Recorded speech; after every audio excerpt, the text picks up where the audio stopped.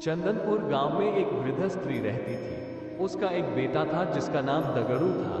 वो स्त्री नए पुराने कपड़े सिलने का काम करके अपना और अपने बेटे का पेट पालती थी। दगड़ू एक कामचोर और आलसी लड़का था और दिन रात सपने देखा करता था। दगड़ू के साथ एक बड़ी परेशानी थी कि उसे अक्सर बुरे सपने ही आते थे और जब भी कोई बुरा सपना आता था वो सपना हकीकत बन जाता था।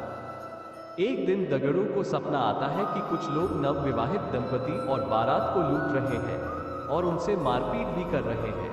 दगड़ू ने जिसे सपने में देखा होता है वही दुल्हन बनने वाली लड़की अपनी शादी का लहंगा सिल जाने के बाद वापस लेने दगड़ू की मां के पास आती है। दगड़ू फौरन उसे सपने वाली बात कह देता है। वो लड़की अपनी मां और ससुराल वालों को ये बात बताती है, पर सब लोग इस स्वप्न वाली बात को वहम समझकर अनसुना कर देते हैं।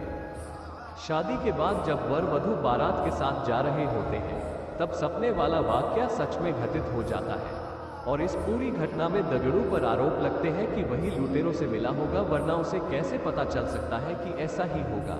और शक की बिना पर सारे लोग मिलकर दगड़ू की खूब पिटाई करते हैं।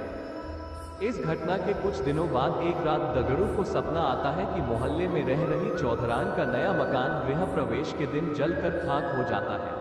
तभी अगले ही दिन चौधरान उस मकान को बनवाने की खुशी में लड्डू लेकर दगड़ू की मां के पास पहुंचती है और गृह प्रवेश समारोह के दिन जलसे में आने का न्योता देती है।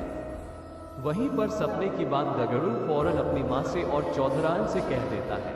चौधरान गुस्से से लाल पीली हो जाती है और उल्टा दगड़ू की मां को ही कहने लगती है कि तुम्हारा बेटा ही काली जुबान वाला है और उसके बोलने से ही सबके साथ अनर्थ हो जाता है।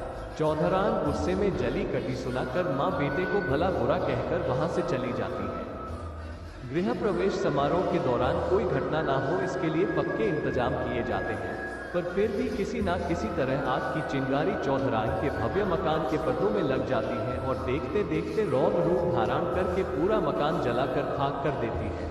चूंकि दगड़ू इस बारे में पहले ही बोल चुका था, इसलिए सब उसे काली जुबान का बोल उस पर टूट पड़ते हैं और उसे मारकर गांव से निकाल देते हैं। दगड़ू समझ नहीं पाता है कि लोगों को सच सुनकर उसी पर क्रोध क्यों आता है। खैर, दगड़ू एक दूसरे राज्य चला जाता है जहां उसे रात की पहर में महल की चौकीदारी करने का काम मिल जाता है। वहां के राजा को अगले दिन सोनपुर किसी काम से जाना होता है, इसलिए वो रानी को कहते हैं कि उसे सुबह जल्दी उठा दे। दगड़ू रात में महल के दरवाजे पर चौकीदारी कर रहा होता है।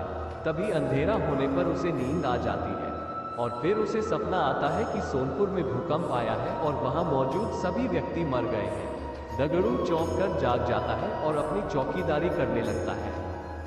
दगड़ू सुबह राजा के सोनपुर जाने की बात सुनता है। तभी उनका का रथ रुकवा कर अपने स्वप्न वाली बात राजा को बता देता है।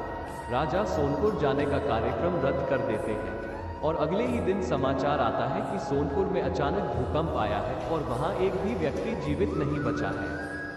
राजा तुरंत दगड़ू को दरबार में बुलाकर सोने का हार भेज देते हैं और उसे नौकरी से निकाल बाहर करते हैं। ऐसा इसलिए हुआ क्योंकि दगड़ू ने अमंगल स्वप्न देखकर उसका वृत्तांत बताकर राजा की जान बचाई, इसलिए उसने दगड़ू को पुरस्कार में सुवर्ण हार दिया और दगड़ू काम के वक्त सो गया, इसलिए राजा ने उसे काम से निकाल दिया।